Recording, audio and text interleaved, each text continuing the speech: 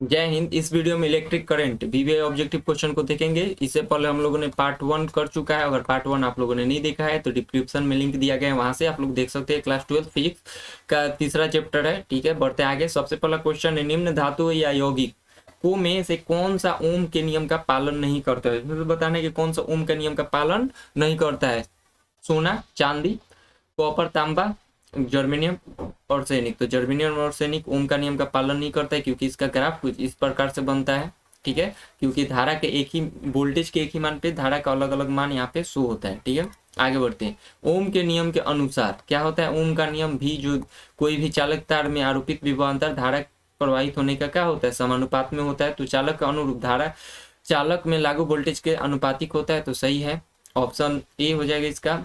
आगे का क्वेश्चन है कि विद्युत हीटर में जिस तत्व का उपयोग किया जाता है वह है तांबा, प्लेटिनम, नाइक्रोम, टंगस्टन। तो किसका उपयोग हम लोग करते हैं विद्युत हीटर में, तो नाइक्रोम का उपयोग करते हैं। तो इसका सही ऑप्शन हो जाएगा सी। और टंगस्टन का कहाँ पे प्रयोग करते हैं, बल्ब का फिलामेंट में। ठीक है, जो पीला बल्ब होता है उसका फिलामेंट किसका बना होता है, टंगस्टन का। और उसके अंदर कौन सा गैस भरा रहता है, तो आर्गन या नाइट्रोजन हम लोग भरते हैं। ठीक है, विशिष्ट प्रतिरोध का एसआई मात्रक क्या होता है, ओम मीटर, ओम, ओम प्रति मीटर, प्रति ओम, प्रति मीटर। तो क्या हो जाता है ओम मीटर, क्योंकि आर बराबर क्या होता है, रो एल बाई ए होता है। ठीक है, तो रो बराबर क्या हो जाएगा आपका आर ए बाई एल हो जाएगा। ठीक है, तो आर का आर क्या है, प्रतिरोध है, प्रतिरोध का मात्रक ओम हो जाएगा आपका। ए क्या है, तो क्षेत्रफल है, तो एम मीटर स्क्वायर, और एम एल लंबाई है तो मीटर हो जाएगा। इसको सॉल्व करेंगे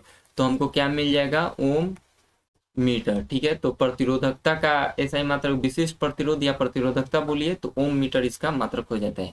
आगे बढ़ते हैं। विद्युत वाहक बल की बीमा हमको ज्ञात करना है। विद्युत वाहक बल क्या होता है, तो विभवांतर के समानुपातिक एक राशि है। ठीक है, तो इसको भी ई द्वारा सूचित करते हैं, ई एम एफ लिखते हैं या ई। तो इसको हम लोग डब्ल्यू बाई क्यू लिख सकते हैं, क्योंकि विभवांतर के समानुपातिक राशि है। और डब्ल्यू क्या है, कार्य है, और कार्य का बीमा क्या होता है, एम एल स्क्वायर टी का पावर माइनस 2। ये होता है आपका कार्य का बीमा। और आवेश का क्या होता है, ए टी होता है। जब इसको हम लोग सॉल्व करेंगे तो हमारा बीमा क्या निकल जाएगा, एम एल का पावर एम एल का पावर 2, टी का पावर -3, ए का पावर -1। कैसे, तो एम एल का पावर उतना रहेगा, ए नीचे है ऊपर जाएगा तो इसका पावर बदल जाएगा, माइनस हो जाएगा। और टी का पावर -1 ऊपर जाएगा तो हो जाएगा, और -2 पहले से तो -3 हो जाएगा। तो ये हो गया विद्युत वाहक बल का बीमा। ठीक है, आगे का क्वेश्चन देखते हैं। प्रतिरोध की बीमा निकाले, मतलब प्रतिरोध का बीमा निकाले। प्रतिरोध बराबर भी बराबर क्या होता है, आई आर। ठीक है, तो आर बराबर आपका क्या हो जाता है, भी आई। और इसका हम लोग बीमा अभी अभी निकाले, क्या हो जाता है, एम एल स्क्वायर टी का पावर -3, ए का पावर -1।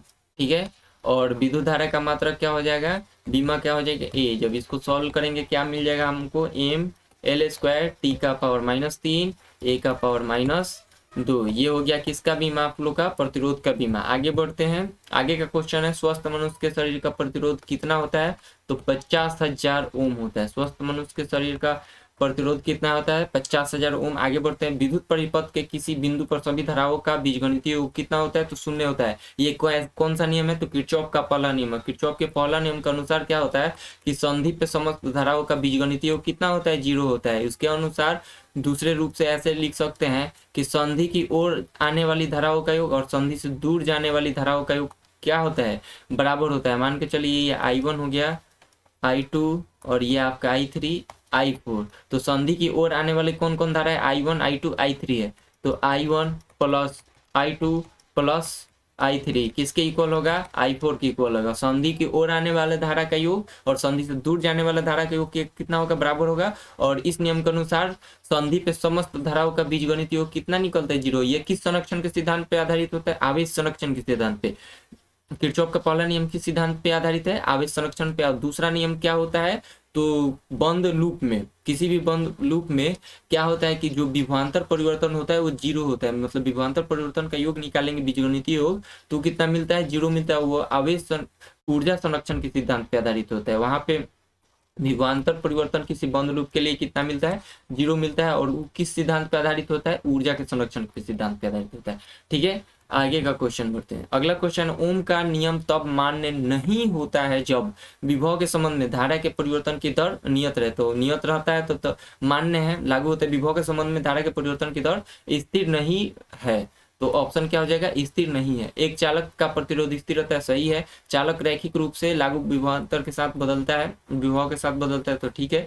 ये भी हो गया, ये आई हो गया। तो इसका ग्राफ जो मिलता है एक सरल रेखा मिलता है ओम के नियम जब लागू होता है। तो ठीक है, ओम का नियम कब लागू हो सकता है, तो जो भौतिक शर्तें जैसे ताप और विभवांतर को एक निश्चित सीमा तक रखे तो हम लोग का ओम का नियम लागू होता है। ठीक है, ओम के नियम की वैधता की शर्त क्या है, धारा प्रतिरोध के समानुपाती होना चाहिए, तापमान स्थिर रहना चाहिए, ये सही है। ये भी क्या होना चाहिए, तापमान स्थिर रहना चाहिए, तापमान परिवर्तनशील होना चाहिए, नहीं, उपरोक्त सभी। तापमान परिवर्तनशील होगा तो ओम का नियम वैध नहीं होता है। ठीक है, तो क्या होना चाहिए, तापमान स्थिर रहना चाहिए।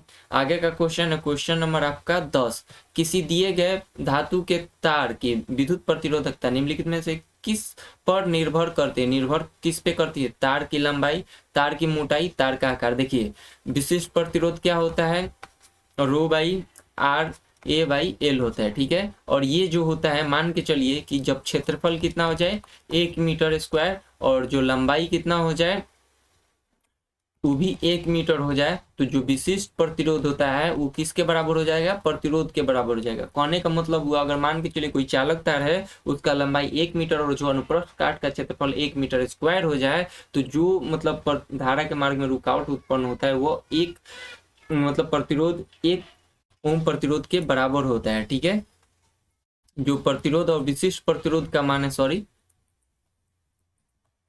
जो प्रतिरोध और विशिष्ट प्रतिरोध का मान है वो क्या हो जाता है, बराबर हो जाता है। ठीक है, तो ये जो निर्भर नहीं करता है किस पे, लंबाई पे, मोटाई पे, आकार पे, क्या करेगा, निर्भर नहीं करेगा। क्योंकि जब क्या हो जाए, अनुप्रस्थ काट का क्षेत्रफल 1 ही लेना है और ये जो लंबाई है 1 मीटर लेना है, तो इससे होता क्या है कि जो चालक का प्रकृति है सिर्फ उसी पे निर्भर करेगा और तापमान पे निर्भर करेगा। तो किस पे निर्भर करेगा, तार सामग्री की प्रकृति पर। तार सामग्री मतलब किस सामग्री से तार बना हुआ है उस चीज पे निर्भर करता है। ठीक है, प्रतिरोधकता इसको या विशिष्ट प्रतिरोध बोलते हैं। ठीक है, ये क्या होता है, रो बराबर आर ए बट्टा एल होता है। जब हमारा लंबाई कितना हो जाए 1 मीटर, क्षेत्रफल कितना हो जाए 1 मीटर स्क्वायर, तब प्रतिरोध और प्रतिरोधकता आपस में बराबर हो जाता है।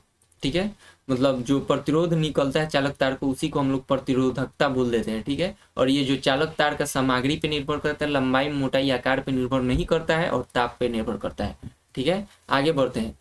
प्रतिरोध और प्रतिरोधकता के बीच संबंध है, प्रतिरोध और प्रतिरोधकता के बीच अभी संबंध हम लोगों ने देखा, आर बराबर क्या होता है, rho L by A, rho L by A क्या यहाँ पे, ऑप्शन सी सही ऑप्शन हो जाएगा। आगे बढ़ते हैं, किसी पदार्थ के चालकता सिग्मा और प्रतिरोधकता के बीच क्या होता है, तो देखिए प्रतिरोधकता के व्युत्क्रम करिएगा तो चालकता मिलता है, प्रतिरोधकता है अगर इसका व्युत्क्रम कर देंगे तो हमको जो राशि मिलता है उसी को हम लोग क्या बोलते हैं, चालकता बोलते हैं। तो आर बराबर 1 बटा सिग्मा, या सिग्मा बराबर कितना, सिग्मा के पावर -1 ऐसे भी लिख सकते हैं। तो ऑप्शन क्या हो जाएगा, बी हो जाएगा। ठीक है, और प्रतिरोध का व्युत्क्रम जो निकलता है उसको चालकता बोलते हैं और सी द्वारा सूचित करते हैं। ठीक है, इसको अगले पेज पे समझ लेते हैं।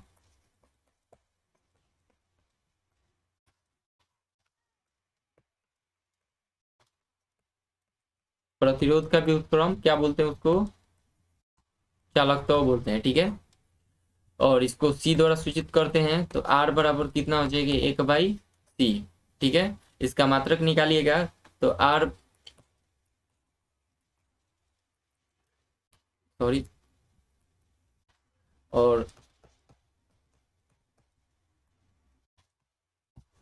प्रतिरोधकता क्या होता है, प्रतिरोधकता का व्युत्क्रम जब करेंगे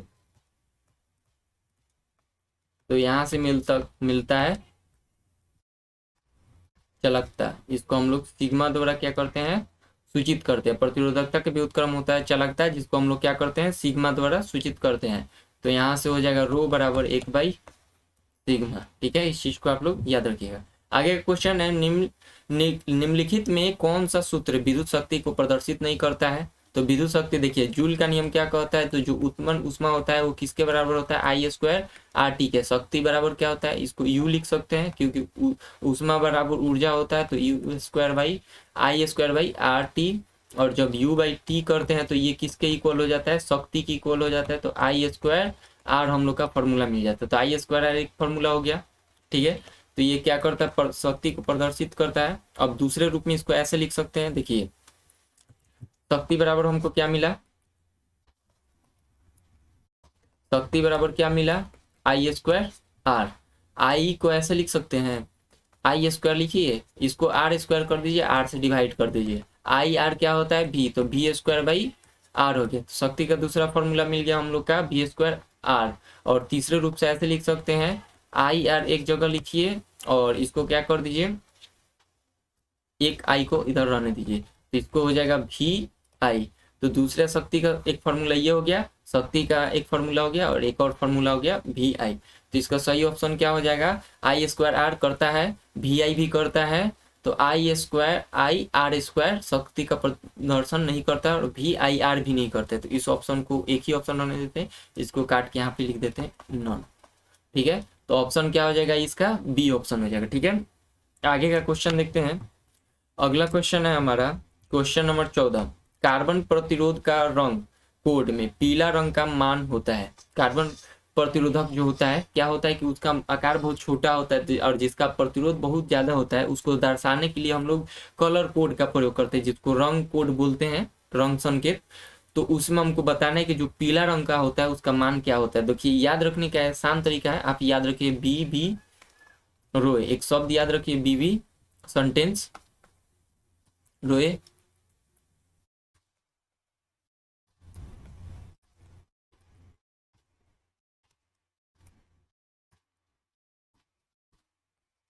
great Britain very good wife, ठीक है। इस चीज से आप याद रखिए, 20 होता है ब्लैक ब्राउन, 8 से होगा रेड ऑरेंज येलो, ठीक है। कलर चेंज करते हैं, 20 से ब्लैक इसका संकेत हो गया 0, 20 से ब्राउन इसका हो गया 1, रेड का 2, ऑरेंज का 3, येलो का 4, ग्रीन का 5 और जो इसमें कैपिटल है उसको ले लीजिए। वॉयलेट का हो गया आपका 6, सॉरी ब्लू का हो गया 6, ब्लू का हो गया 6, वॉयलेट का 7 और ग्रे का हो जाएगा 8, व्हाइट का हो जाएगा 9, ठीक है। तो ग्रीन का नंबर कितना है 4, तो इसका सही ऑप्शन क्या हो जाएगा 4। आगे बढ़ते हैं।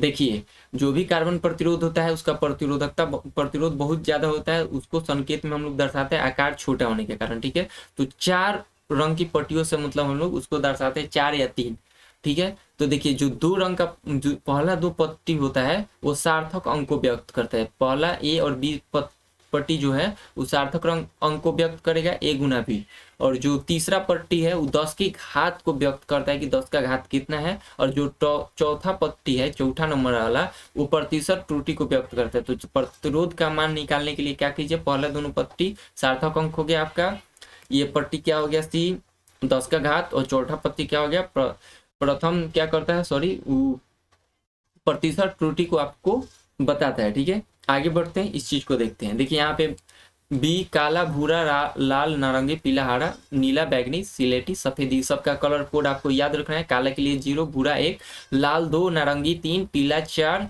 हरा 5, नीला 6, बैगनी 7, सिलेटी 8, ग्रे सफेद 9। तो इसको आप लोग एक सेंटेंस याद रखिएगा, बीबी रोए great Britain very good wife. यहाँ पे जो कैपिटल लाल रंग से लेटर को दिखाएगा बस उसी लेटर को 0 से शुरू करते हुए गिन लेना है। तो ये हो जाएगा 0 1 2 3 4 5 6 7 8 9, ठीक है। एक इसमें से हम लोग क्वेश्चन को करते हैं।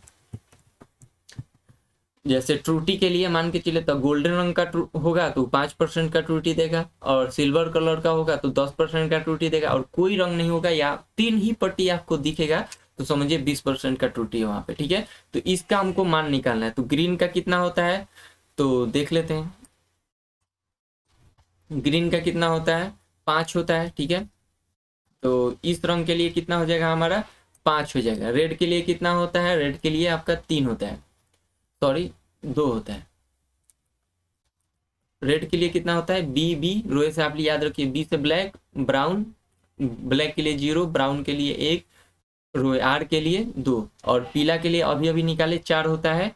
और जो गोल्डन कलर का है तो प्लस माइनस 5% का क्या करेगा, ये त्रुटि दिखाएगा। पहला जो पट्टी 2 होता है वो सार्थक अंक को व्यक्त करेगा, तो प्रतिरोध का मान निकालेंगे कैसे, तो 5 और 2 52 हो जाएगा। और जो तीसरा पट्टी होता है वो 10 के घात को व्यक्त करता है, तो 10 के पावर कितना हो जाएगा, 4 हो जाएगा, ठीक है। और जो अंतिम है चौथा पट्टी वो किसको व्यक्त करता है, त्रुटि को व्यक्त करता है। तो 52 गुने 10 के पावर 4 ये किसका मान हो गया, प्रतिरोध का मान हो गया। इस तरह से आप लोग निकाल सकते हैं। पहला 2 पट्टी आपका किसको व्यक्त करेगा, सार्थक अंक को, तीसरा पट्टी 10 के घात को, और चौथा पट्टी किसको व्यक्त करेगा, प्रतिशत त्रुटि को व्यक्त करता है, ठीक है। तो इस चीज को आप याद रखिएगा। किलोवाट घंटा मात्रक है, किलोवाट घंटा किसका मात्रक, देखिए वाट जो मात्रक होता है वो शक्ति का मात्रक होता है, और शक्ति बराबर क्या होता है, ऊर्जा गुने समय होता है, ऊर्जा गुने समय होता है। और जैसे ही वाट में हम इसका मात्रक होता है वाट, ऊर्जा बटा समय, इसको गुना करेंगे तो वाट गुने समय बराबर क्या मिल गया, ऊर्जा। तो ये किसका मात्रक हो जाएगा, विद्युत ऊर्जा का मात्रक हो जाएगा, ठीक है। वाट देखकर नहीं बता देना है कि किसका मात्रक है, ये आपका शक्ति का मात्रक नहीं लगा देना है, क्योंकि यहाँ पे किससे गुना हुआ है, घंटा से गुना हुआ है, ठीक है। और समय किसका मात्रक, समय के लिए सेकंड होता है, और ऊर्जा के लिए जूल हो जाएगा। सॉरी, आगे बढ़ते देखिए यहाँ पे रो ये आपका हो गया, शक्ति बराबर क्या होता है, ऊर्जा बटा समय। ऊर्जा गुने शक्ति करेंगे तो क्या मिल जाएगा, आपका ऊर्जा मिल जाता है। शक्ति गुना समय बराबर ऊर्जा। तो देखिए वाट क्या है, शक्ति है, और घंटा क्या है, आवर क्या है, घंटा, और ऊर्जा गुना शक्ति, और के होता है 10 के पावर 3। तो इसको हटा दीजिए तो सार्थक अंक, तो ऊर्जा शक्ति गुना समय बराबर क्या मिल जाएगा आपको, ऊर्जा। तो किसका मात्रक हो जाएगा, ऊर्जा का मात्रक हो जाएगा, ठीक है। आगे बढ़ते हैं। अनुप्रस्थ काट के क्षेत्रफल ए वाले किसी चालक तार से प्रवाहित धारा आई होता है, तो इनमें से बताना है कौन सा संबंध होता है। तो संबंध धारा के बीच होता है VDANE, वी वेन होता है, ठीक है। मतलब अनुगमन वेग और धारा के बीच में ये संबंध होता है। VD क्या है, अनुगमन वेग, ए क्या है उसका क्षेत्रफल, और N क्या है नंबर ऑफ, मतलब इकाई आयतन में इलेक्ट्रॉनों की संख्या, N क्या है इलेक्ट्रॉन पर का आवेश, E क्या है इलेक्ट्रॉन पर का आवेश, ठीक है। ये होता है आपका संबंध किसके बीच में, अनुगमन वेग और धारा के बीच में। तो VDANE, तो ऑप्शन किस में है, ए में है।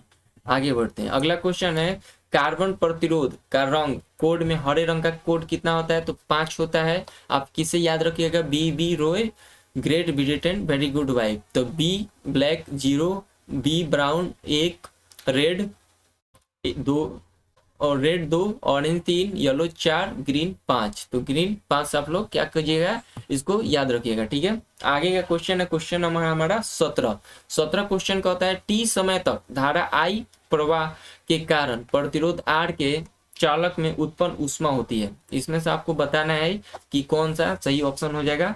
10 सेकंड का टाइम आपको दिया जाएगा।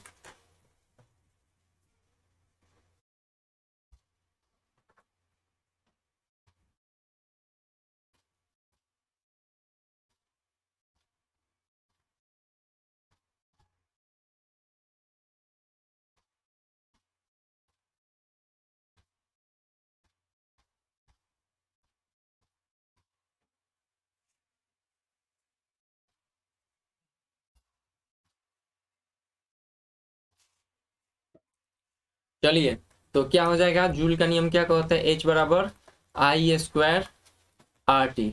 तो टी समय तक धारा आई प्रवाह के कारण प्रतिरोध आर के चालक तार में उत्पन्न ऊष्मा क्या उतना होता है, I² RT। ऑप्शन क्या हो जाएगा इसका, बी हो जाएगा। आगे का क्वेश्चन बढ़ते हैं।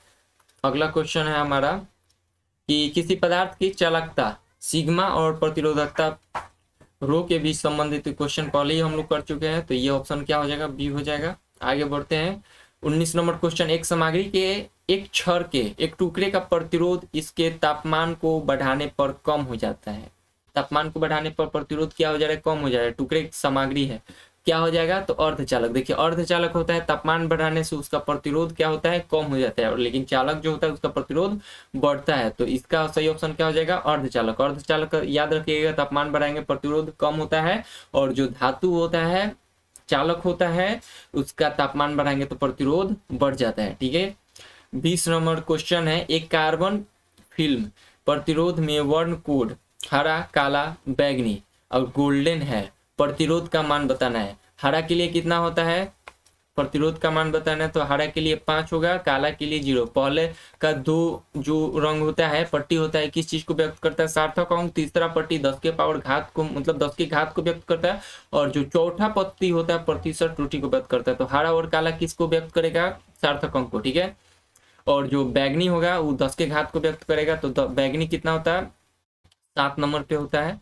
ब्लू वॉलेट 7 नंबर पे हो जाएगा आपका। तो 5 गुने 10 के पावर 6 होगा, सॉरी 6। आप यहाँ से लिख सकते हैं BB रोए great Britain very good wife. तो 1 0 1 2 3 4 5 6। तो बैगनी के लिए 6 हो जाएगा, तो 6 हो जाएगा। और जो आपका गोल्डन होता है कितना प्रतिशत का त्रुटि व्यक्त करता है, तो ±5% का। तो प्रतिरोध का मान इतना हो जाएगा, ठीक है। आप इस तरह से कर सकते हैं। तो सही ऑप्शन क्या हो जाएगा इसका, 10 के पावर 6 बराबर मेगा बोलते हैं उसको। तो ये हो जाएगा 50 मेगा ओम। तो इसमें ऑप्शन दिया नहीं है, सॉरी। जो बैगनी होता है उसको वॉलेट भी, तो इसका 7 ना होगा। तो इसको हम ऐसे लिख सकते हैं, 500 गुना 500 मेगा ओम ±5%। तो इसका सही ऑप्शन हो जाएगा 500 ±5 मेगा ओम, ठीक है। तो ऑप्शन क्या हो जाएगा इसका सी, क्योंकि वॉलेट के लिए कितना होता है, 7 होता है। आप याद रख लीजिएगा, क्रम को ही याद कर लीजिएगा। 0 ब्लैक के लिए 0, ब्राउन 1 2 ऐसे करके आपको याद करना पड़ेगा, ठीक है। चलिए 21 नंबर क्वेश्चन देखते हैं। जब किसी चालक तार की त्रिज्या बढ़ा दी जाती है तो उसका विशिष्ट प्रतिरोध घटेगा बढ़ेगा, कोई बदलाव नहीं होगा। पहले बढ़ेगा और फिर घटेगा, तो कोई बदलाव नहीं होगा। किसके बारे में पूछ रहा है, विशिष्ट प्रतिरोध के बारे में पूछ रहा है। विशिष्ट प्रतिरोध मतलब प्रतिरोधकता। अगर प्रतिरोध के बारे में पूछता तब उसका परिवर्तन होता है, लेकिन प्रतिरोधकता में कोई परिवर्तन नहीं होता है, क्योंकि वो चालक तार की सामग्री पर निर्भर करता है, वो तापमान पर निर्भर करता है, ठीक है। अगला क्वेश्चन देखते हैं। क्वेश्चन नंबर हमारा है 22। क्वेश्चन नंबर कितना है, 22। अर्धचालकों में प्रतिरोधकता डैश होती है। अर्धचालकों में प्रतिरोधकता डैश होता है, चालक और विद्युत रोधी के बीच। तो इसका सही ऑप्शन क्या हो जाएगा, चालक और विद्युत रोधी के बीच में होता है प्रतिरोधकता, ठीक है। अगला क्वेश्चन है, सभी धातु का विशिष्ट प्रतिरोध ज्यादातर डैश से प्रभावित होता है। तापमान, दाब, प्रदीपन की डिग्री, चुंबकीय क्षेत्र। तो किससे निर्भर होता है, तापमान से निर्भर होता है। और किस प्रकार निर्भर होता है, तो R यहाँ पे हो जाएगा R01 plus alpha delta T. यहाँ पे डेल्टा टी क्या है, तापांतर है, ठीक है। तो इस चीज से क्या होता है, प्रभावित होता है। आगे बढ़ते हैं। अगला क्वेश्चन है, यदि चालक का तापमान बढ़ा दिया जाए तो चालक की प्रतिरोधकता पर क्या प्रभाव पड़ेगा, तो बढ़ जाएगा, ठीक है। अगर वही अर्धचालक होता है तो घट जाता है। वैद्युत वाहक बल की इकाई क्या है, वैद्युत वाहक बल कैसा राशि है, तो एक विभव के समानुपातिक राशि है। तो क्या हो जाएगा, वोल्ट हो जाएगा ऑप्शन इसका। आगे बढ़ते हैं। क्वेश्चन नंबर है हमारा 26। निम्नलिखित में से कौन सा सूत्र विद्युत शक्ति को प्रदर्शित नहीं, तो क्वेश्चन अभी हम लोग किया, I² R करेगा, VI करेगा, V² R करेगा, I R² नहीं करता है। तो ऑप्शन क्या हो जाएगा, बी हो जाएगा। घरेलू परिपथ में लैंप समांतर में जुड़े होते हैं, क्योंकि समांतर में क्यों जोड़ा जाता है, इस तरह उन्हें कम धारा की आवश्यकता होती है। यदि एक लैंप बुझ जाता है तो दूसरा लैंप जलते रहता है। तो इसका ऑप्शन हो जाएगा बी। देख लीजिए क्यों, क्योंकि समांतर में जोड़ने से फायदा क्या होता है, मान के चलिए 2 लैंप है हमारे पास, उनको हम लोग समांतर में जोड़ दिए, ठीक है। एक लैंप हो गया और एक और लैंप हो गया, इनको हम लोगों ने समांतर क्रम में जोड़ दिया। और हम जानते हैं समांतर क्रम में क्या होगा कि जो भी धारा आएगा, यहाँ से धारा आएगा 2 भागों में टूटेगा। एक धारा यहाँ जाएगा, मान लीजिए I1, इसको I2 ले लेते हैं। किसी कारणवश अगर टूट भी जाएगा, यहाँ से अगर टूट जाएगा तो ये क्या होगा, बुझ जाएगा, लेकिन ये क्या होगा, जलते रहेगा। तो एक बुझ जाने से दूसरा क्या होगा, जलते रहेगा। लेकिन अगर यही श्रेणी क्रम में जोड़ दे, इनको क्या कर दे हम लोग, श्रेणी क्रम में जोड़ दे, तो जो होगा, मान के चलिए किसी कारणवश क्या होगा, यहाँ पे अगर टूटेगा तार तो ई भी बुझ जाएगा और ई भी बुझ जाएगा, इसलिए उनको किस क्रम में जोड़ते हैं, यदि एक लाइन बुझ जाता है तो दूसरा जलते रहता है, समांतर क्रम में जोड़ा जाता है। ठीक है, अब बोल रहा है सेलों का श्रृंखला संयोजन तब मतलब लाभदायक नहीं होता है जब कुल आंतरिक प्रतिरोध की तुलना में बाहरी प्रतिरोध बहुत अधिक हो। तो इसका सही हो जाएगा कुल आंतरिक प्रतिरोध की तुलना में बाहरी प्रतिरोध बहुत अधिक हो। देखिए लाभ का स्थिति कब होता है, जब श्रेणी क्रम में जुड़ते हैं, जब आंतरिक प्रतिरोध नगण्य हो, मतलब लगभग जीरो हो, लगभग नहीं हो, और बाहरी प्रतिरोध हो। और जब समांतर क्रम में जोड़ते हैं तो बाहरी प्रतिरोध क्या होना चाहिए, लगभग ना के बराबर होना चाहिए, और आंतरिक प्रतिरोध कुछ हो चलेगा। और जब मिश्रित क्रम क्या होना चाहिए, लाभ की स्थिति कब होगा, जब बाहरी प्रतिरोध आंतरिक प्रतिरोध के बराबर हो जाए। ठीक है, तो इसका सही ऑप्शन हो जाएगा कुल आंतरिक प्रतिरोध की तुलना में बाहरी प्रतिरोध अधिक है। ठीक है, अब कुल आंतरिक प्रतिरोध की तुलना में बाहरी प्रतिरोध बहुत कम है, बाहरी प्रतिरोध कुल आंतरिक प्रतिरोध के बराबर है, प्रत्येक सेल की में बहुत अधिक। तो इसका सही ऑप्शन क्या हो जाएगा, ऑप्शन ए। आगे बढ़ते हैं, किरचॉफ का पहला नियम क्या होता है, आवेश के संरक्षण का नियम, ऊर्जा के संरक्षण के नियम, तो आवेश के संरक्षण के नियम पे होता है।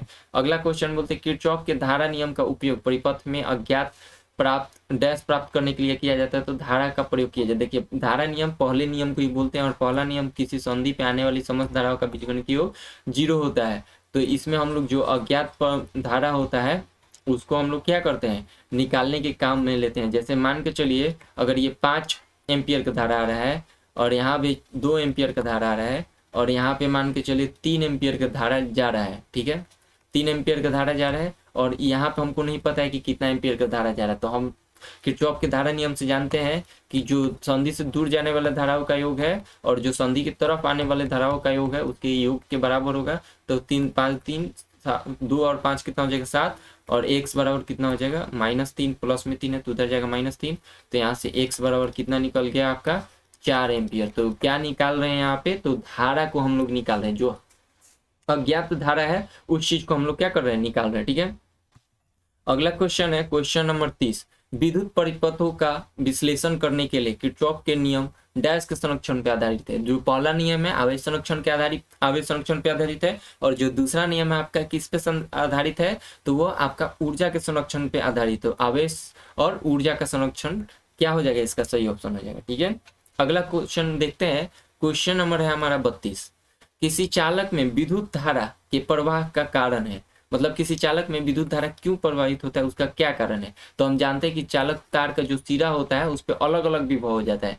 मान के चलिए इस पे 5 वोल्ट और इस पे 6 वोल्ट, तो अब जाके इसमें से धारा प्रवाहित होगा, मतलब विभव में अंतर के कारण क्या होता है, इस मान के चलिए चालक है, अगर इसके सिरों पर विभव समान है तो कोई धारा प्रवाहित नहीं होगा, लेकिन यहाँ पे विभव ज्यादा है, यहाँ पे विभव कम है तो धारा प्रवाहित होगा। तो विभव में अंतर के कारण क्या होता है, धारा का प्रवाह होता है। तो इसका सही ऑप्शन ये हो जाएगा। इसमें ऑप्शन दे देते हैं A B C D, तो क्या हो जाएगा इसका ऑप्शन, विद्युत विभव में अंतर। ठीक है, अगला क्वेश्चन देखते हैं, एक 200 वोल्ट 100 वाट बल्ब को 110 वोल्ट से स्रोत से जोड़ा जाता है, बल्ब के द्वारा खपत की गई शक्ति क्या होगा, शक्ति निकालना है। तो देखिए शक्ति का फॉर्मूला क्या होता है, V² होता है, एक फॉर्मूला V²R।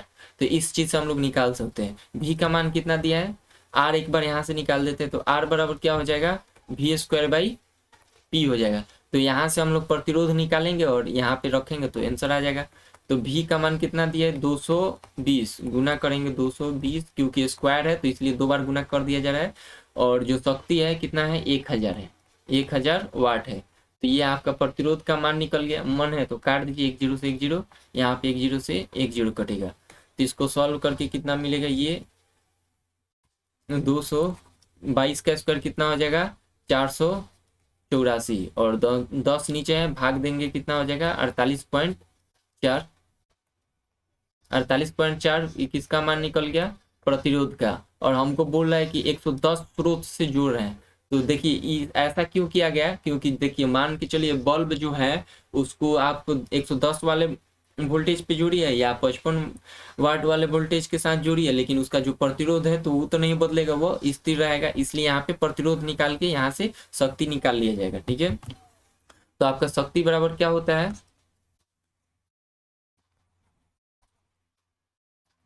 सॉरी, यहाँ से शक्ति बराबर क्या हो जाएगा, V²R। V कितना दे दिया है, 110, तो 110 गुना और अभी अभी हम लोग प्रतिरोध का मान निकाले 48 पॉइंट कितना 4। इसको हम लोग क्या करते हैं, सॉल्व कर लेते हैं। तो 110 गुना 110 गुना यहाँ से दशमलव हटा के ऊपर क्या कर दीजिए, भेज दीजिए, ये हो जाएगा 484। अब इसको हम लोग सॉल्व कर लेंगे तो हमारा क्या मिल जाएगा, आंसर मिल जाएगा। ठीक है, तो इसको चलिए सॉल्व करते हैं। 11 से कटेगा कितना बार में, 4 बार में, और 4 बार में तो कितना बचा 4, फिर 4 44 बार में, और 11 से ये कितना बार में कटेगा, 4 बार में, कितना बचे 1 2 3। तो ये हो जाएगा आपका ऊपर हो जाएगा 1000/4। इसको जब हम लोग सॉल्व करेंगे 1000/4 तो 250 शक्ति है तो वाट लगा देंगे। P बराबर हमारा निकल गया 150 वाट। तो इसका सही ऑप्शन क्या हो जाएगा, 150 वाट। ठीक है, आज की इस वीडियो में हम लोग इतना ही रहने देते हैं। देखिए कैसे सॉल्व करना है इस क्वेश्चन को एक बार और देख लेते हैं। देखिए यहाँ पे बोल रहा है कि 220 वोल्ट तो 1000 वाट मतलब शक्ति ले रहा है। तो जब 110 स्रोत से जुड़ेंगे तो कितना इसका शक्ति होगा। तो देखिए यहाँ पे जो प्रतिरोध निकलेगा R, यहाँ पे भी प्रतिरोध क्या होगा, बराबर होगा। क्योंकि आप डायरेक्ट अगर नहीं पता है आपको, मान के चलिए तो शक्ति बराबर क्या होता है, V²/R। मान के चलिए जब स्रोत 1 हो, इस स्रोत 1 हो तो प्रतिरोध इसके लिए भी उतना ही होगा। जब स्रोत 2 हो शक्ति, तो ये हो जाएगा आपका शक्ति 1 ले लेते हैं तो V²/R, लेकिन जो प्रतिरोध होता है वो समान रहता है। तो R बराबर यहाँ से क्या निकल गया, V1²/P1, और यहाँ से निकल गया आपका R बराबर V2²/P2। ठीक है, और दोनों को इक्वल कर सकते हैं तो V1²/P1 बराबर हो गया V2²/P1। इस फॉर्मूला को आप लोग डायरेक्ट याद रख सकते हैं या नहीं भी याद रखिएगा तब भी चलेगा। क्योंकि देखिए जो भी बल्ब होगा उसको एक स्रोत में लगाइए, दूसरे स्रोत में लगाइए, जो इसका प्रतिरोध होगा वो तो प्रतिरोध समान है, क्योंकि बल्ब जो है उस अपना सामग्री नहीं बदल रहा है। ठीक है, तो इसका सही ऑप्शन क्या हो जाएगा, 250 सॉल्व करेंगे तो आ जाएगा। पहले यहाँ से प्रतिरोध का मान निकाल दीजिए और फिर 110 के लिए शक्ति निकाल दीजिए, P बराबर V²/R करके। ठीक है, आज की इस वीडियो में हम लोग इतना ही रहने देते हैं। वीडियो को पूरा देखने के लिए धन्यवाद। अगले वीडियो में हम लोग समतुल्य प्रतिरोध को ज्ञात करना सीखेंगे और जो भी क्वेश्चन है और भी क्वेश्चन VBI ऑब्जेक्टिव क्वेश्चन को देखेंगे।